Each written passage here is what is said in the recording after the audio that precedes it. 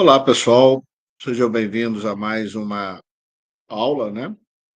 Vamos finalizar essa etapa importante da história da ciência, que é o Renascimento, né?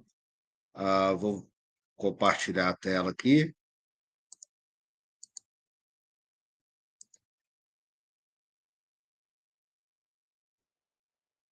Muito bem.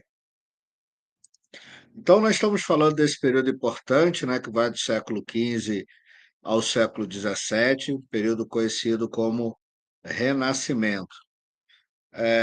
Nós terminamos a aula anterior falando sobre, eu pedi, na verdade, que vocês assistissem ao vídeo sobre reforma e contra-reforma, que foram movimentos importantes ligados à igreja, mas que influenciam efetivamente o pensamento científico, cultural e a tradição da época, né.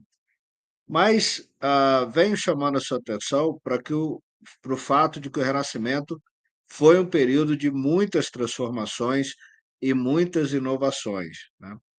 E talvez a mais significativa tenha sido a invenção do microscópio, né. O microscópio, ele foi a invenção do microscópio é atribuída aos irmãos Jansen, né, embora haja muita controvérsia sobre isso, né. Mas, esse aparelho simples, monocular, é o primeiro microscópio conhecido. Vale a pena ressaltar que, apesar do microscópio ter sido inventado no final do século XVI, ele ainda não era usado para observações de coisas vivas, né, de material biológico, apenas para material, óptico, né. É um dos resultados do importante avanço que a gente já destacou aqui em alguns momentos, da física, sobretudo da ótica, né. Mas a invenção do microscópio começa a desenhar uma nova oportunidade de conhecimento para a comunidade científica da época. Bom, ainda sobre forte influência da igreja, né, havia muita discussão sobre, quando, Deus teria criado o planeta, né.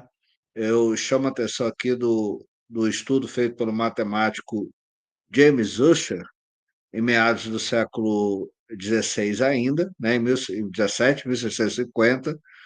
Ussher inovou ao, tentar, baseado nas histórias bíblicas, chegar ao tempo, à idade da Terra, né. E é curioso a gente notar que, segundo os relatos bíblicos, segundo os próprios, relatos feitos pelo Ussher, a Terra teria sido criada há cerca de 4.000 anos antes da era cristã. Isso faz com que a Terra teria, nos dias de hoje, algo em torno de 6.000 anos, né. Por que isso é importante? E aí é até curioso, né, porque o Ussher chegou numa precisão tal que ele, propõe que a Terra teria sido criada no dia 26 de outubro, às 9 horas, né, tamanha a precisão dos estudos dele. Mas, essa história da idade da Terra, ela é fundamental, porque uma das questões, que permitiria quaisquer processos de transformação e, consequentemente, entendimentos de evolução, está relacionada à idade do planeta, né? As modificações precisam de tempo para ocorrer. Então, uma Terra com 6.000 anos, de fato, dialogava muito mais com a perspectiva criacionista do que qualquer outra ideia que não fosse a pregada pela Bíblia, né? Mas foi nesse período que surgiram, por exemplo, importantes estudos, de ecologia urbana, né, embora o termo ecologia ainda não fosse aplicado aqui, mas eram estudos importantes e que resultavam do crescimento das cidades, da expansão de doenças, né, e do fluxo migratório, enfim, uma série de questões que estavam aumentando bastante nesse período. Nós vimos aí as navegações, né, obviamente, chegada e saída de pessoas nos portos, isso tudo influencia a dinâmica populacional urbana, né. E aí, nós temos algumas contribuições iniciais, como a do John Grout, um estatístico, né? Lembrando que o período do Renascimento foi marcado pelo entendimento da necessidade da coleta qualitativa de dados para a gente entender algum fenômeno, né? O que se chamou de aritmética política.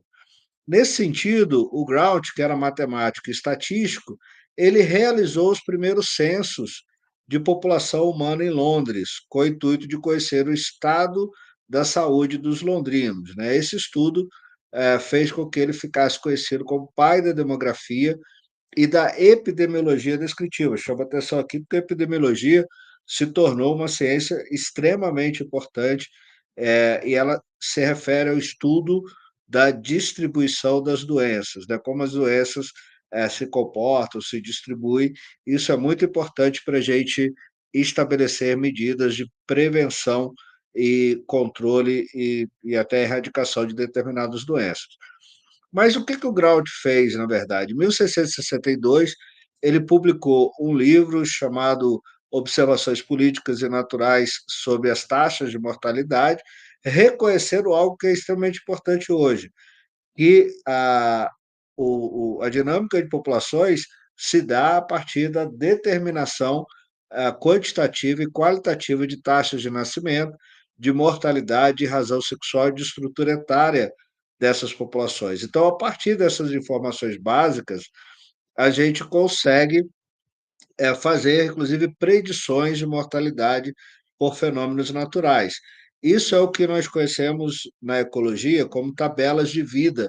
E, na verdade, inicialmente foi aplicado para populações humanas, mas nós hoje aplicamos isso para populações naturais de animais e de plantas. Né? Então, a partir desses trabalhos originais, o Grout chegou a algumas conclusões importantes. Né? A primeira, ele chegou a 4 princípios fundamentais que servem como reflexão, inclusive ainda hoje. Primeiro detalhe, que a média de mortalidade urbana excedia a rural. Ora, o que faz sentido isso, né? Porque nos ambientes urbanos, além da salubridade ser menor, há maior proximidade entre as pessoas, o que facilita a transmissão de doenças, né? Então, por isso a gente tem uma mortalidade maior na área urbana do que a rural. A mortalidade é maior nos primeiros anos de vida, bom, isso também porque já é um princípio importante, né? Nem todo mundo que nasce consegue sobreviver, e isso vale para todos os grupos de animais e plantas. Um outro detalhe importante que ele reconhece é que a natalidade de homens é maior que de mulheres, porém as mulheres constituem metade da população. Isso significa que há uma maior taxa de mortalidade entre homens, né? O que pode também se justificar por uma série de questões culturais e da época. Né? Então, esses trabalhos de estatística e de matemática fazem ou formulam a base da chamada ecologia urbana, né? E podem ser aplicados e vão ser aplicados posteriormente também no estudo da ecologia de populações. Bom, com a invenção do microscópio, voltando agora à invenção desse instrumento, né, um novo horizonte se abre. E a gente começa a ter investigações de alguns elementos a partir do microscópio. E um dos primeiros elementos avaliados foram lâminas de cortiça, dessas que a gente vê em rolhas de vinho e tal, né? Um sujeito chamado Robert Hooke, ele, utilizando um microscópio um pouco mais elaborado, que é esse que vocês estão vendo na foto, conseguiu observar pela primeira vez, ah, observando aí cortiça, né, e material de vegetação, ele conseguiu observar essas estruturas que hoje nós chamamos de célula. Na verdade, o termo célula vem de cela, que era uma referência aos quartos dos mosteiros onde os padres ficavam, né? Lembrava isso, esses corredores de quartos dos mosteiros.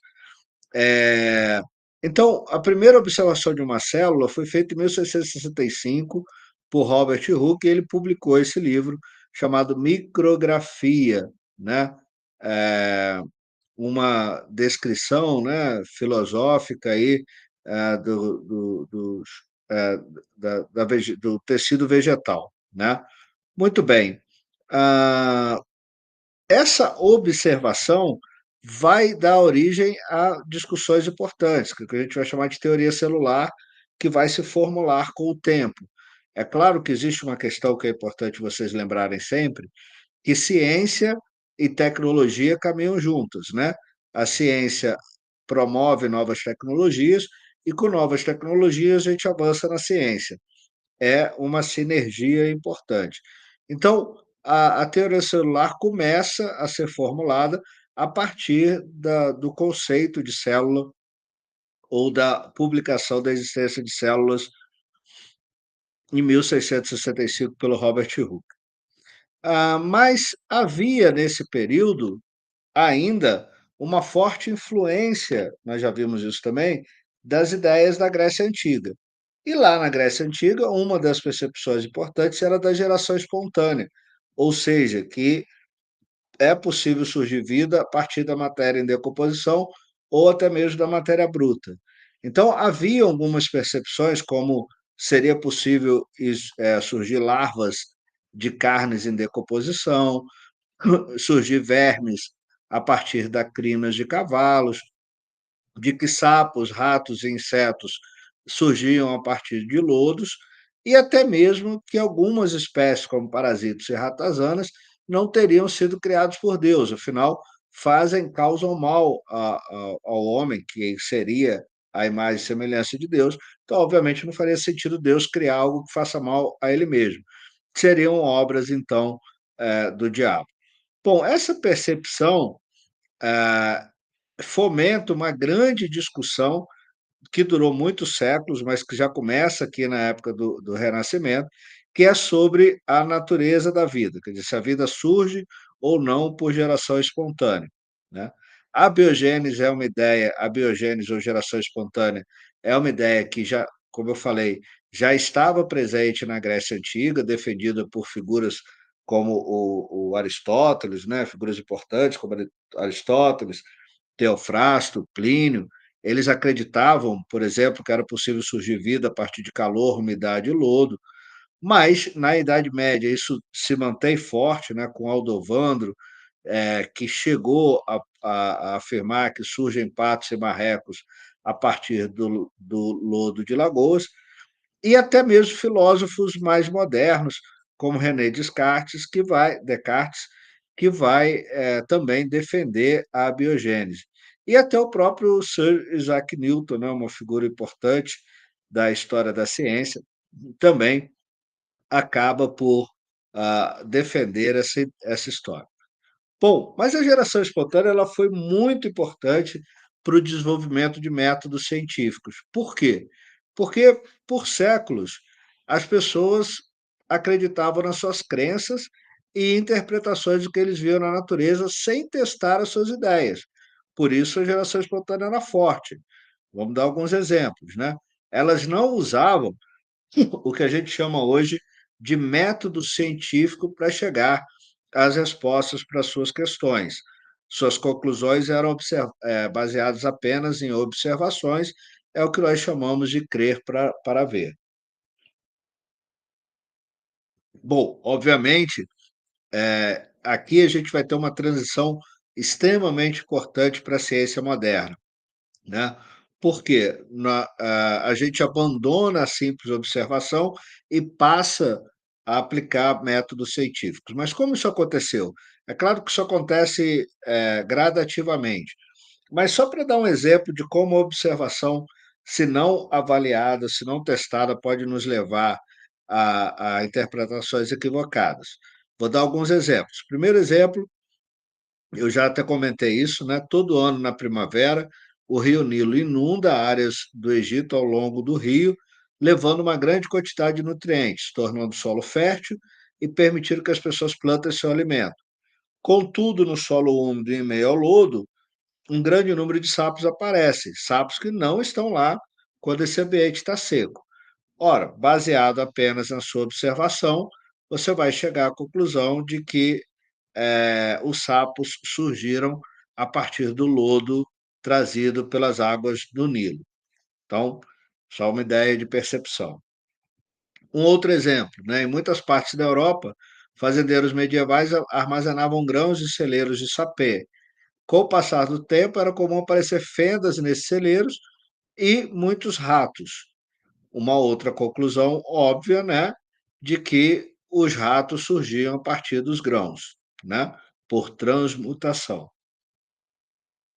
Uma terceira um exemplo, né, em cidades do século XIX, não havia esgoto, reservatórios de lixo, eletricidade e refrigeração. O esgoto fluía nas ruas e facilmente se misturava com comida armazenada. Muitas cidades, então, não tinham grandes quantidades, então tinham grandes quantidades de ratos que transmitiam doenças como a peste bubônica. Mais uma conclusão, baseada apenas na observação, né, de que a grande quantidade de ratos era proveniente do esgoto e de restos de comida.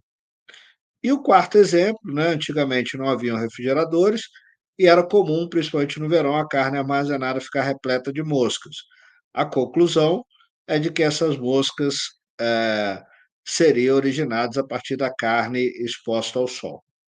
Bom, esses quatro exemplos dão para a gente uma percepção de como a pura observação, sem o sem testá-las, né, pode nos levar a conclusões equivocadas.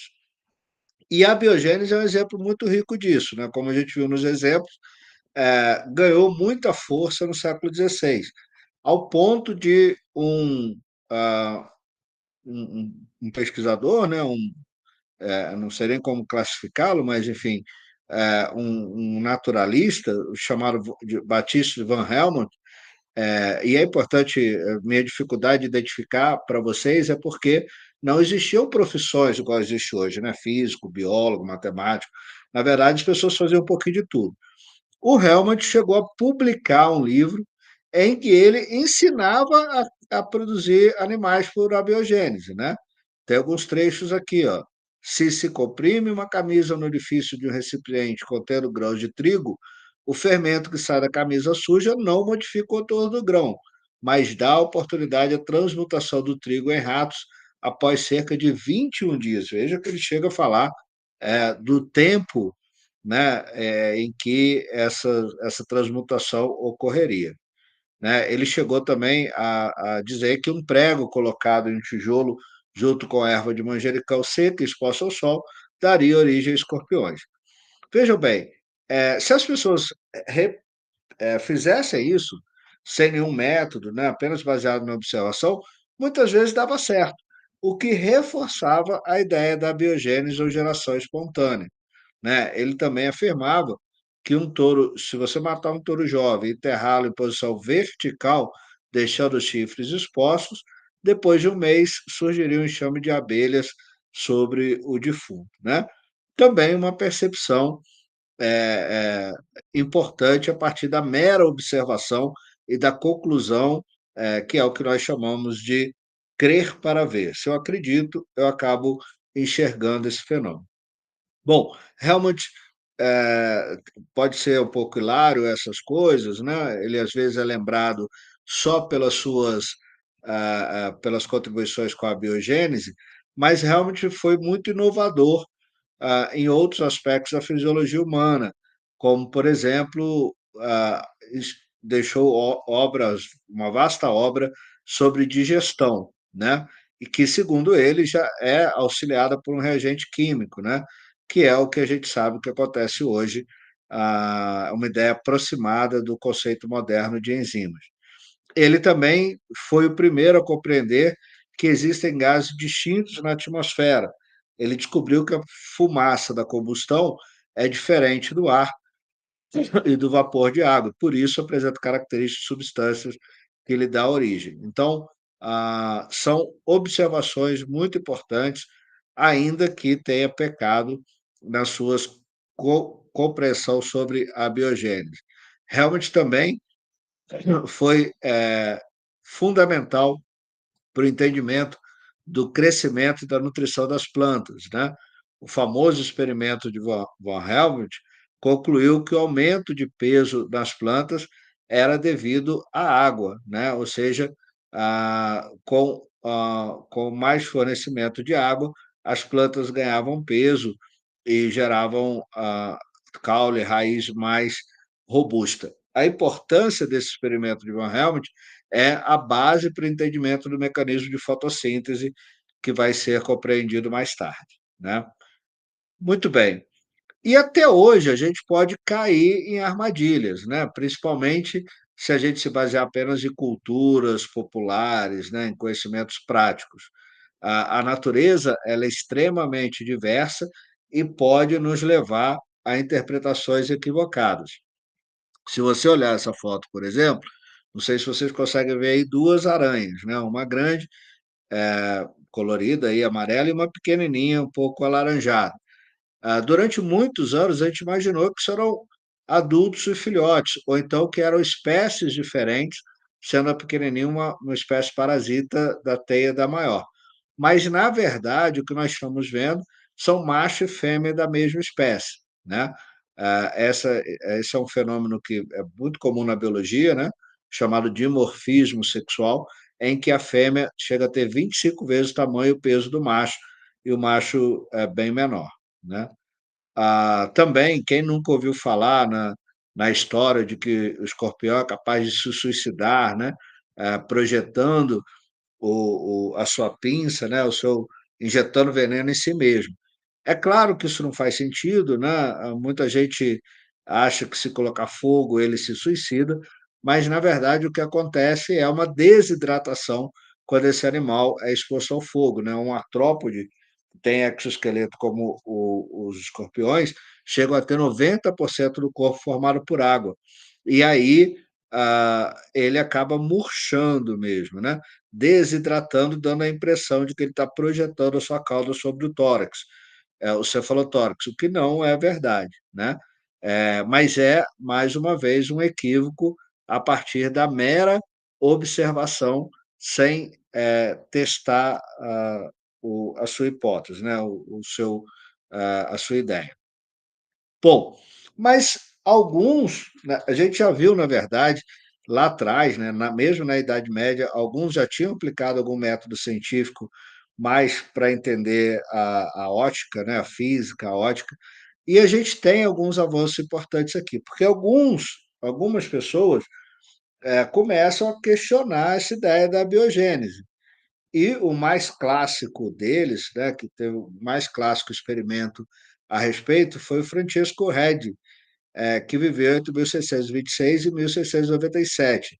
Já no século XVII, ele vai colocar em xeque a ideia da biogênese. Ele propõe, através de um experimento muito simples, faz a primeira tentativa em abalar a biogênese. Mas é importante a gente entender que o Redi, né, estava nesse período de renascimento, o nascimento da ciência, ele é então um dos primeiros a empregar o método experimental.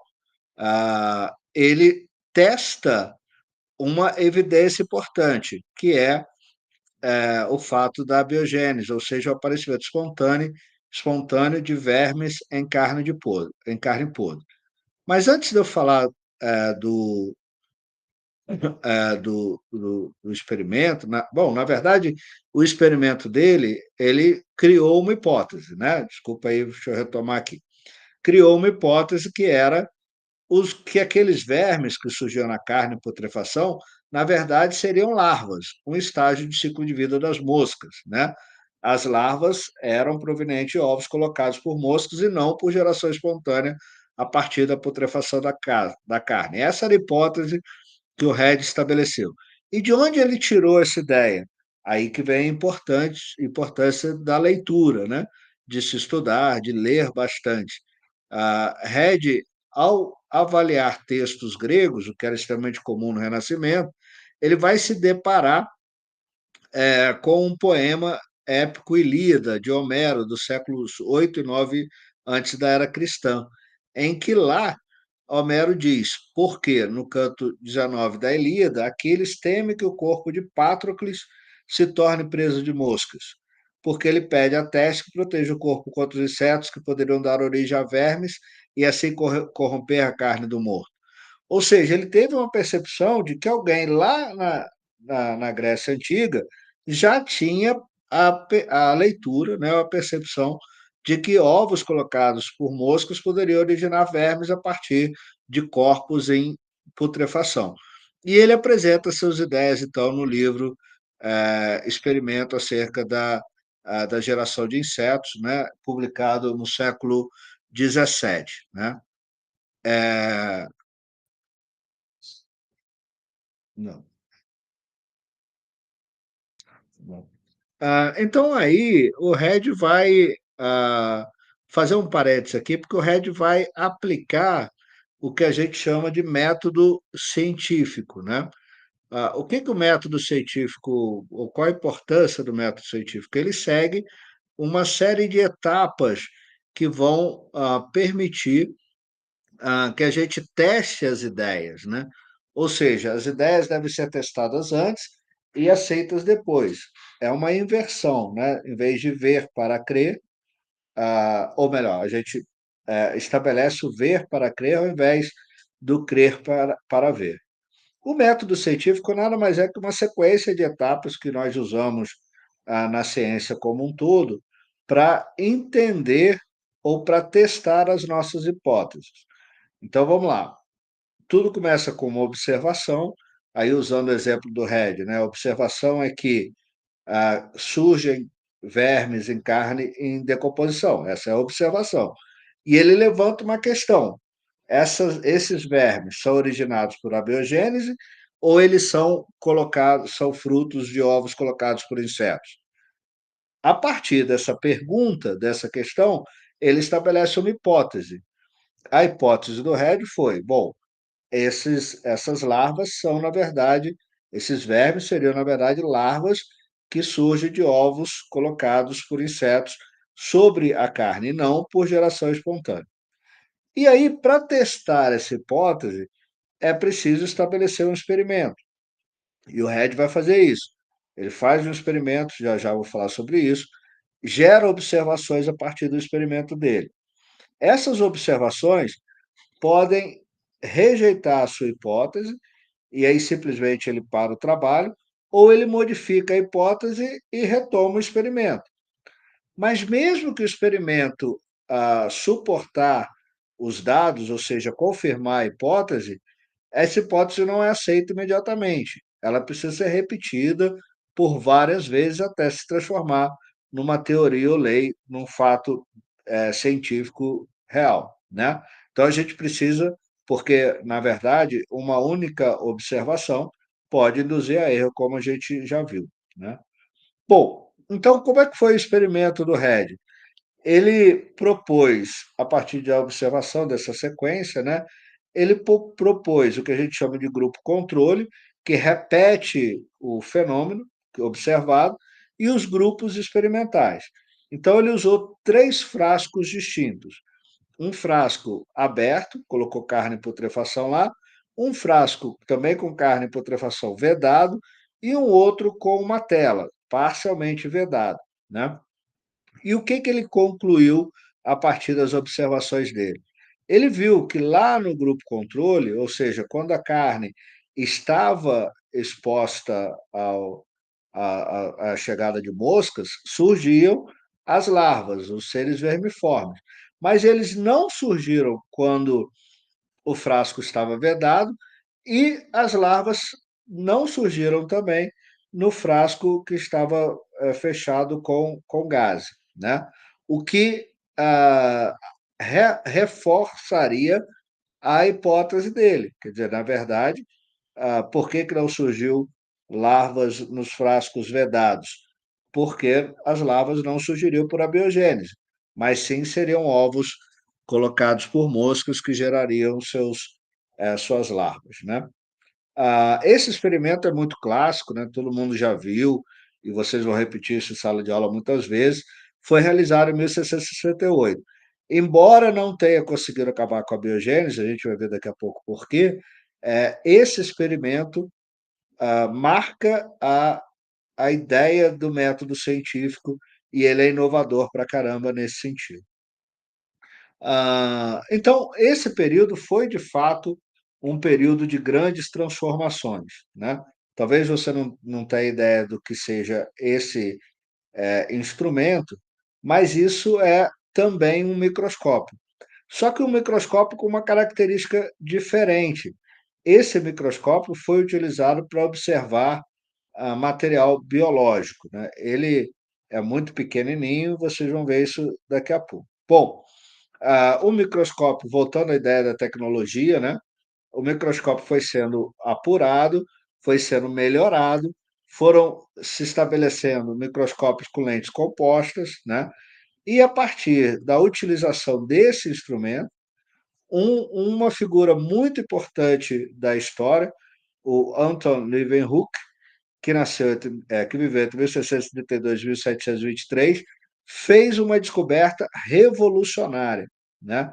Que descoberta foi essa? Ele, utilizando esse equipamento muito primitivo, muito simples, observando gotas de água, conseguiu descobrir, os micro-organismos, né. Vejam bem, micro-organismos, muita gente admitia a existência. Nós vimos que até algumas figuras ligadas lá à Idade Média já supunham a existência de micro-organismos, mas ninguém tinha visto esses micro-organismos, né. E o Leeuwenhoek é o primeiro, então, a analisar, material biológico, analisar gotas de água, onde ele descreve os primeiros protozoários. O nome protozoário significa animal primitivo, e é exatamente a partir das observações, como se tratava de algo que locomovia, acreditava-se que eram animais, microscópicos ainda, né.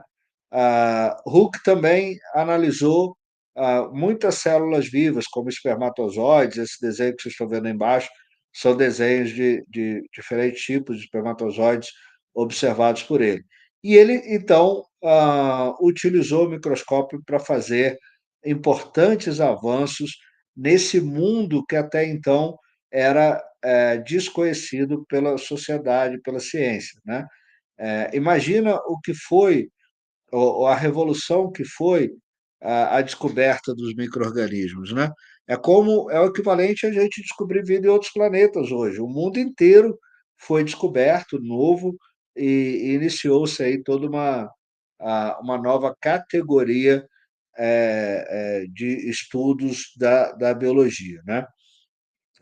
Só que a descoberta do Leeuwenhoek, muito curiosamente, acaba reforçando a biogênese, porque, por serem seres tão complexos, imaginava que ele surgia da matéria orgânica em decomposição, né. O Leeuwenhoek chegou a dizer, né: "Essa diminuta e desprezada criatura já nasce provida de perfeição, tão grande sua categoria quanto a que se observa em qualquer animal maior". Ou seja, ele não conseguia observar nos micro-organismos o processo de nascimento, crescimento, e então ele achava que ele surgiu por geração espontânea na água estagnada, e aí a biogênese acaba ganhando força, né, e acaba sendo, fortalecida a partir desse importante avanço, do Leeuwenhoek, né. Leeuwenhoek também foi responsável por estudos sobre os primeiros estudos sobre cadeias alimentares e regulação de populações. Então deu uma grande contribuição, pra ecologia também, né. Então, chegamos aqui ao fim do século XVII, 16, 17, né, com o Renascimento se estabelecendo, com importantes avanços na ciência, mostrando então, que o Renascimento trouxe grandes contribuições para que a gente conhecesse melhor o mundo, né, desenvolvêssemos aí a ciência e a história natural. Então, pessoal, por hoje é isso. Leia o texto que a gente colocou aí também, né, e vamos em frente, começamos um novo período na próxima aula. Na semana que vem, já aproveitando, né, nós vamos deixar os links dos trabalhos feitos por vocês, para que todo mundo possa assistir as apresentações que foram produzidas por cada um dos estudantes da turma, tá bom? Então, semana que vem eu não vou postar aula, não vou gravar aula, mas vou deixar o link, vou dividir nos 2 dias, né, para não ficar muito, os links das aulas que o pessoal gravou aí como resultado da primeira atividade. Um abraço, até lá.